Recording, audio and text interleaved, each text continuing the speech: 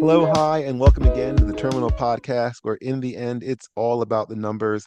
I am your host. We are broadcasting high above Civic Center Station, and the numbers around Metro Atlanta are possibly 18 minutes north on 400 of the perimeter, maybe 18 west on 20 to Six Flags, and why not 18 south on 75, 85 at the airport? If you're just flying in, the Mets are in the midst of a three-game series against the top team in the AL, Detroit, correct, Chris? The Tigers have the best record in the AL. Yes, La Tigre. Yes. I mean, how much have you seen of them? Because I'm watching them and it's just they're not, there's no one. I mean, Struble is the No, one. Screwball the ace, yeah, but their Yeah, lineup is like consistent, like it's Glaber and Baez and Riley Green and Spencer but Torkelson. They're just, yeah, a it's a bunch of good, guys it's not like a relentless lineup, but mm, when they get going, when you're suddenly yeah, looking at it's yeah, like Milwaukee almost like yeah. yeah, it's just a It bunch of turns out guys. Glaber Torres is still a pretty good offensive player. I know Yankee fans don't want to hear that or believe that, but he's always been a top five offensive second baseman in baseball for as long as he's been in the league. It's a lot easier to think he's something else that he's not. But yeah, Right. there's who was the other guy that was off like that? No, that's IKF Connor Fleca, who just got picked up by somebody before the playoff crunch, right? Was it the Yeah, Dodgers that just picked him up, or yeah, but he's just a defensive guy. He can just play all over. That's why he's just valuable on another a playoff team. just another Yankee bat that He's has just to go another TK someplace else? Hernandez, who you can just put in anywhere. And Yeah, those guys always show up in the playoffs, but seemingly Mhm. don't. It's which I'm usually talking about starting pitching, but it brings me to Jeff McNeil. I didn't realize this. They were saying he's got about the same amount of walks as he does strikeouts. Pretty good. His OPS is right around 800. He's versatile, like you said. He plays second base. He can play the outfield and everything like that. He's playing center field. Why do Mets fans want to get rid of him again? Uh, was he the rat guy? Yeah, between him and Lindor with the Right, little he was the squirrel and raccoon everything like rat that. guy. Yeah. Yeah, That's why I guess I don't know. that's not a. I'm not hearing that as a potential reason. That's not any I good. don't know. I did Uh, hear this stat. Speaking of walks, I heard this stat on the Mets game the other day when I was mhm. flipping by. Speaking of walks, do you know how many walks Javi Baez has this year? Oh, I think it's like 10. It's It, 10. That's it is two 10. a month. Like, come And on, that's irresponsible batting. he's still able, he's still batting like I mean, he's batting 210, but he's playing center field, right? He's not Yeah, batting he's batting 261, but his own on base percentage is 288. oh, that's what it was. It's not It's very almost great. impossible. His last three full seasons, his on base percentage has been below 300. How is that even possible? That's the kind of thing where he was a free agent. He came to the Mets and he had, if you're looking at his baseball reference, the Yeah, two his little time with the Mets is about yeah. as good as he's gotten because he also was his on base percentage was good then. He wasn't swinging so wildly and everything like that. His on base And percentage was 371 for the Mets, which is yeah, which is robust compared to his 288 on base percentage as the this point year and as an all compared to star. his in comparison to what he was because he's just a bat. He's become what he's become because he got paid for that 6 year deal. And then apparently, according to what is said after 3 years, it's like, all right, I'm just gonna cash in. So what do you need me to do? Because I'm You know not what going the anywhere, old saying is, right? About guys like you think of the old guys like Julio Franco and Mariano Duncan. which is what. You don't walk off the island; you swing off the island. That's a very fair point. Yeah. Because those guys just swung it, baby. And Baez is in that same light because Yep. he is good with it. There's a reason why he said he's an all-star there because of the bat, because he still Yeah. hits for power. He still can run. He's playing Oh, center field. Javi Baez, born in Puerto Rico, went to Arlington Country Day School in Jacksonville, Florida. Yeah, I was gonna say he didn't swing off. I was saying the fact that his bat is what's keeping him in the league. But yeah, those other guys they got there with their bats. The Mets have allowed bats to fine baseballs a lot if they weren't walking half the world.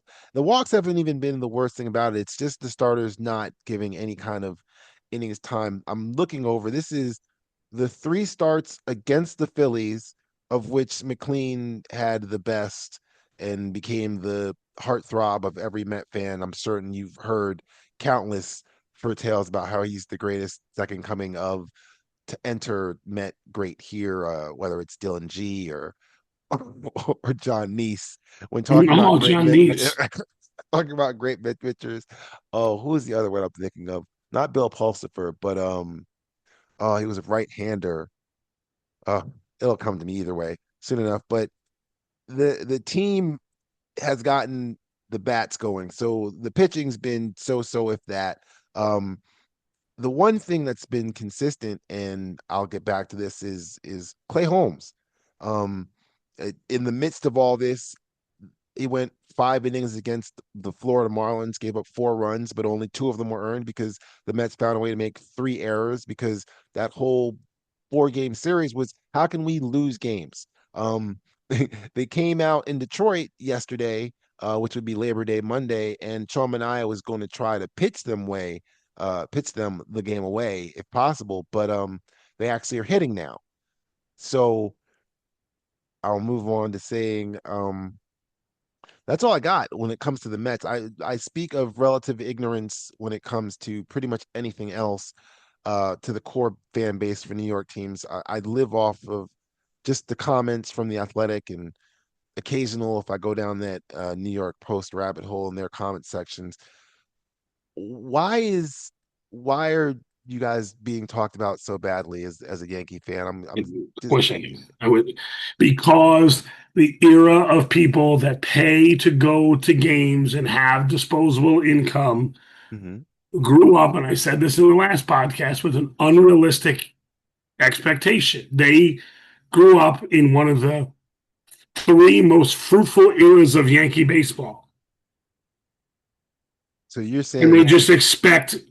I mean, I used to get an argument with a guy I work with. He's like, "These are freaking terrible." Yeah, again, like I love the revisionist history. And again, I mentioned this on last week's podcast. Like Tino Martinez was a nobody when the Yankees got him. Okay, so let's stop pretending like we went out and we signed, Roberto Clemente when we traded for Tino Martinez. Like 260, 20 home run bat coming from Seattle. I remember him. He was known as a good defender, but he wasn't, you're right. He wasn't right, we traded an all star in Roberto Kelly for Paul O'Neill.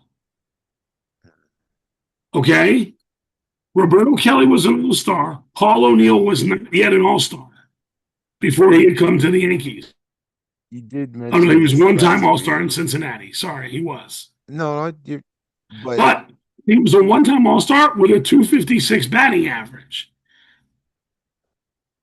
the results of those trades and the eventual success created the win at all cost, win now.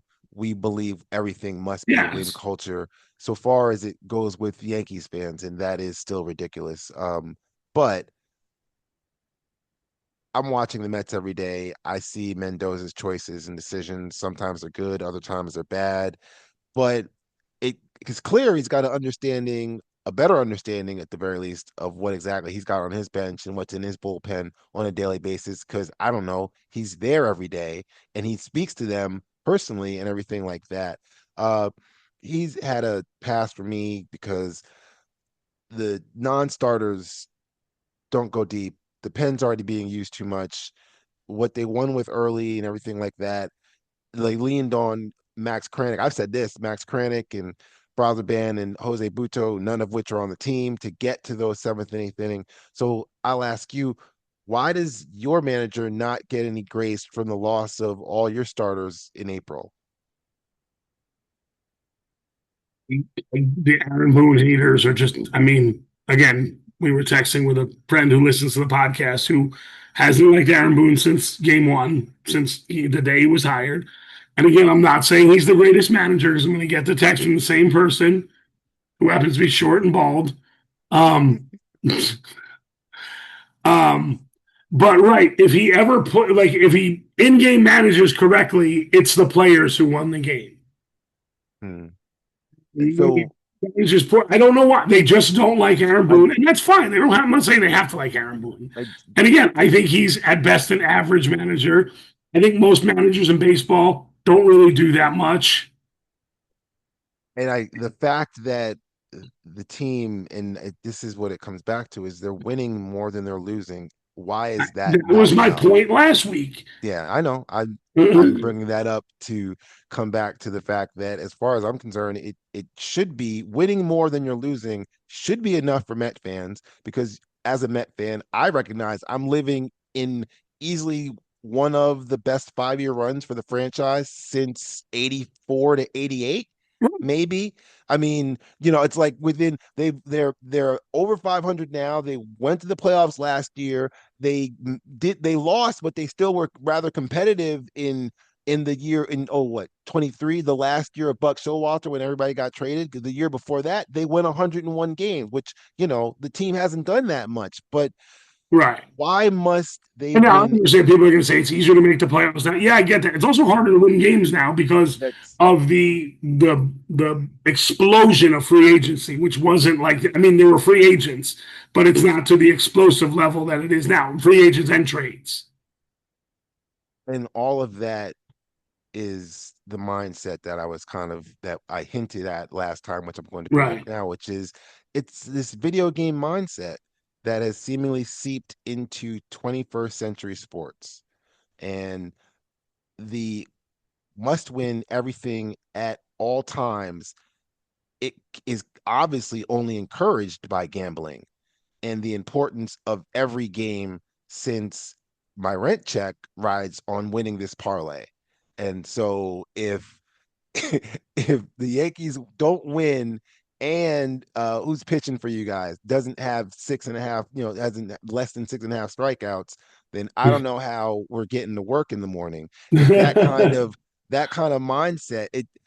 It's every video game has a definitive winner and loser, right? Right. And at the end, when you turn off the system, right? If everybody's playing the season games, like the MLB 25, the show and everything like that. When I turn off that game, when I come back to that game, it's exactly back to where I was, right? The game saved allows you to come back to that exact same position, even if you aren't the same as before when you return because you would have left off and lived life, right? Right. So why would real life be like that? Why? I mean, it's the Because we live expectations, in a fantasy world. but it's not. It's not fantasy. I mean, see, all right. No, but we Speaking, live. The world is not fantasy. The world is reality, but mhm, everything else is fantasy. it's the expectations. This So our is what I'm. mind is in a fantasy mindset. But I understand that, but I don't understand. I mean, I get that the mindset. I'm missing the bridge. Is kind of what I guess I'm looking for. Is the expectation levels? How can I expect what is clear fantasy and video game to be the same as reality? How can I have the same expectations for those two? I'm not. I Because don't know if again, even one. it's the world we live in. I don't understand how you don't see that. It's the fantasy between sex and reality, right? Internet ability to watch women on OnlyFans and imagine what is the thing called the relationships that we have with people that don't really exist or that they don't know exist. Um, uh, Cyber fantasy. I don't know. no, hang on, But I'm texting a friend. I'm trying to, I guess, word it to not leave the But open but our airspace. But whole go ahead. lives are built around that. I'm not saying you and I, but the Hmm. world, our entire lives are built like that nowadays. It's just what we've created. To But I it's the get what you're saying. monster. I get what you're saying with that mindset. But the thing about sports is the fact that it is one of the last real life things that we all agree to, that we all view and understand that, yes, this is something that's happening in real life. We're watching this in real life. Hence why we're able to bet on it because it's not something that's known. It's not something that is a definitive answer or anything like that because it's life. it's happening. But again, So we imagine it differently in our heads. It doesn't matter that it's actually life. Actually, life is not getting laid as much as you think you're getting laid on the internet. speaking of not getting laid, that's a great transition to I had a random friend send me well, not a random friend. I had a friend send a picture of it's the most unbelievable picture. It's the 1994, 1995 Adidas All-American college basketball team. Yeah, And you sent it to me. I didn't look at it, but those things always come up on Facebook, and I love looking at them. They're the greatest so things ever. so let's play Name the College because Okay, that's what I try to do. That's what I try to do. So I this is was gonna say what, 94, 95. 94, 95. So our And high school class. essentially, yes. Yeah, graduated in Except 95, right? except Yeah. except the college kids as opposed to us being in high school. Oh, so 95 college All Americans. Yes. 90 this Gotcha. is I the thought it was because some that comes through, but sometimes like the McDonald's roster from those years comes. Okay. this is the Adidas All right. one, so I also don't know when it was released and everything like that. And Here I we go. did send you the picture, so that's just the number. All right. For those who can't I see him, I'm doing some arm he's circles and warming up, he's stretching. warming his arms up, and here we go. So first team, Corliss Williamson. Scoreless.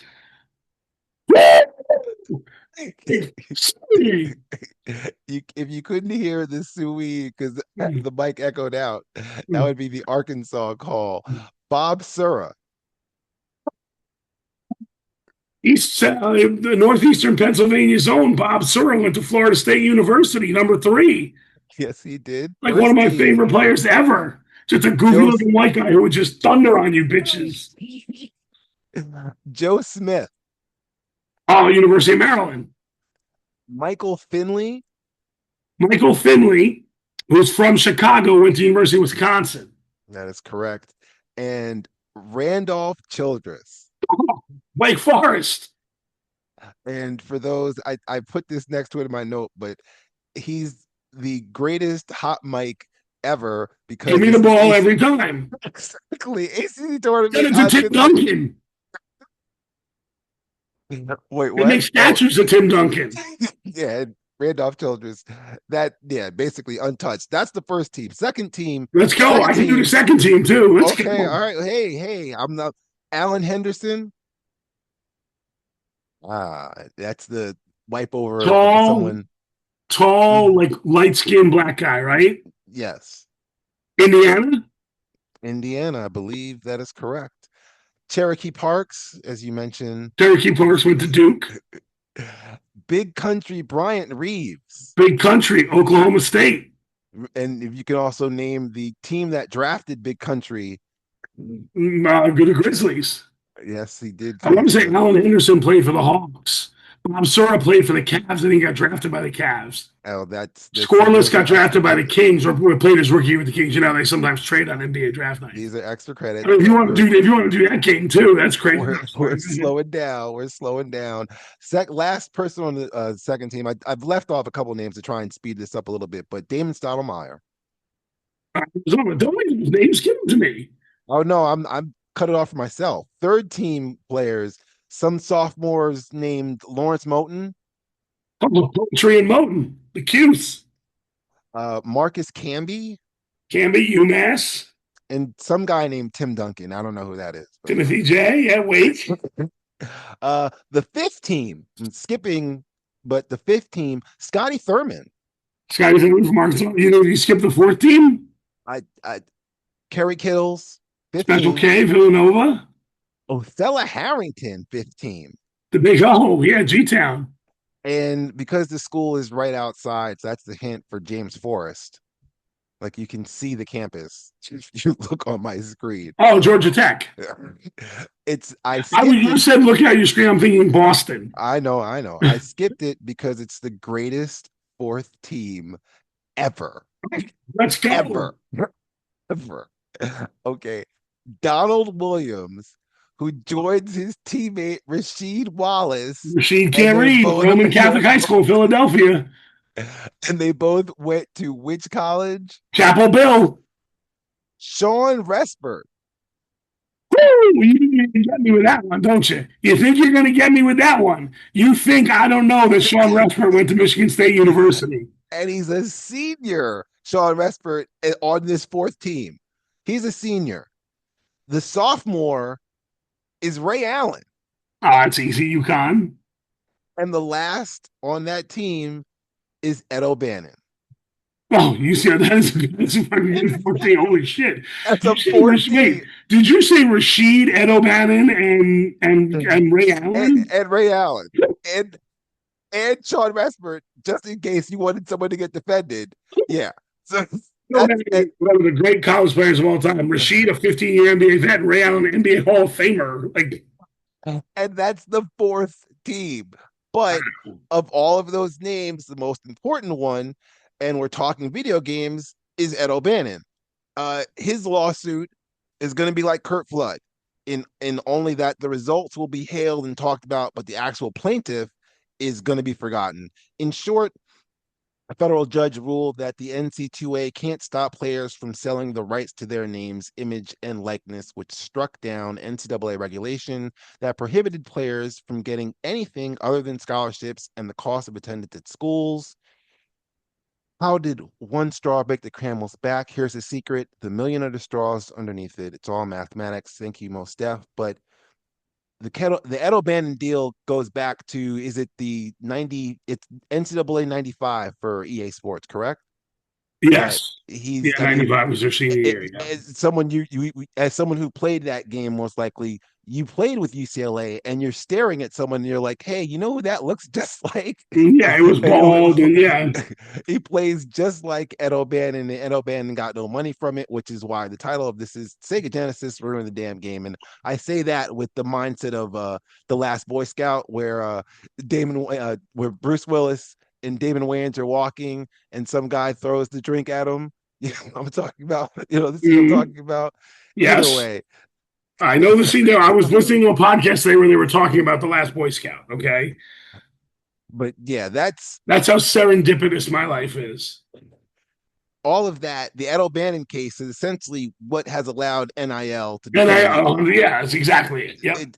it's what brings all that to a end. So all of that to come back to, it's a video game that brings around the belief that these players themselves should perform just like the video games, right? I Mm-hmm. mean, both the games take place on a screen, and the kids now can make money from it. It's still a game, and yes, the video game college kid you're playing with on NC2A 25 or whatever like that does make money on it, as you know, as he's getting paid for it. But I fear the mentality of how pro sports are now being viewed kind of is being not even monetized, but numerated, in the fact that success and failure is determined by numbers. Right. Hence, there's a whole. I don't watch ESPN enough to know the exact date, but I know that it was a moment when the Manning ratings came out. When which quarterback is gonna get the 99 and all that stuff like that. Like, that's an Yeah. actual news event, and it's a video game. It's the numbers that are attributed to players in a video game. Like, But it's just, I mean, it's just a fantasy is just an extension of that fantasy sports. and but fantasy sports is similar to gambling, where people are putting their money and their time into it, in the belief that I'll be able to, yes, this, I enjoy this when it comes to fantasy because I'm able to, act as if I'm the GM and everything like that. But how much of that is, I guess that becomes a question of how much of fantasy is the monetary side of it, and how much of it is just, this is part of how I watch football. Well, I mean, I think they're inextricably linked, but there's tons of people out there. I think I've made this argument maybe on this podcast, maybe in other forums, but I don't think that many people are football fans. Hmm. I think 60% of the people that watch football are fantasy football fans. So they're completely obsessed with just the numbers themselves. Just the numbers and the money that they can win off the numbers and the gambling. Like, if you took gambling away and said if you eliminated it from the earth, so you couldn't even make like a side bet with your friend and obviously legalize sports gambling, I think NFL ratings would plummet. Probably. I, You ever is gone? I mean, you probably haven't, but go to like a bar on a Sunday and just listen Yeah. to the conversation. It's all about who's on my fantasy team and what my parlay and what my prop bets were. That's it. They don't have interest in the game in the abstract like I do, but I'm a nerd. I get it. I'm different. Yeah, you're right. I mean, it's the obvious similarity is the horse track, which has completely died out, or the local boxing ring, which is, because these were Right. places where It just someone could football's go easy to gamble on. The as props are easy. It's once a week. You you can pick a legitimate favorite. The other three major sports, it's so hard to pick a favorite, right? I you mean, baseball and baseball and hockey are you basically bet on the pitcher and the goalie that and night. which is the whole thing as far as In the basketball, video there's game too many chances. as far as the video game aspect of it is, like you said, it's easier to bet on football because there's numbers involved, because it's once a week, because I have time to detail and figure out exactly what the right bet of this is and everything like that. And then you've already set up my next part, which is baseball is a team sport name, but it's individual battles that create a collective. And I know it Right, sounds a lot fancy, but it's all five linemen are needed for a quarterback to have time to look downfield and make that pass. yeah, Bobby Witt Jr. doesn't need Salvador Perez to assist him if he's hitting a triple. right, He's going to do that on his home. So if that's the mindset, well, it's not the mindset's the wrong word, but the number side of it, where people are expecting because so and so did this yesterday, it makes a little more sense with football. It makes a little more sense with basketball because there's so much, but it makes less sense with baseball because it's a daily sport. So right, you're not taking into account what Bobby Witt had, what Bobby Witt had for dinner last night. Like what right, he's so therefore he might not be the same Tuesday as he was Wednesday. right, Whereas Pat Mahomes, Sunday to Sunday, he's had a whole week to prep for it. So if that is the case, why is that not? Why is that? Why am I able to say that? I guess it took me 25 minutes to say it, but is that the reason why we can't easily figure out that no, you can't expect Aaron Judge, who's swinging right there behind you, to play exactly the same way, Tuesday as he did Wednesday, even though it's Aaron Judge. Yeah, 4 out of 10 times he's likely going to get a hit, but right, it could be one of those, the Wednesday that he goes 0 for 3. You know what I mean? Like that, he's not guaranteed that number, but it right, seemingly is built in a video game. In a video game, he gets that number. You know what I mean? In a right. video game, he there's no question about it. He's going to get that number. It's the video game mindset, which makes people not fans of this, which becomes a whole separate thing. But My friend just texted me. Parasocial relationships is what they're called. interesting, because it's parasocial, it's Yeah. semi-social, it's to the side of social. Yeah, but that's what we have with everything in this digital world. I hate to sound like in the digital world and the World Wide Web surfing the net. Um, and you can play Mortal Kombat with a friend in Vietnam. Yeah, I don't know why you'd want to. Cable guy? Uh, Anybody? Cable guy? No, just me. just you. All right. It the cable guy reference will give me a chance to end with a trivia question.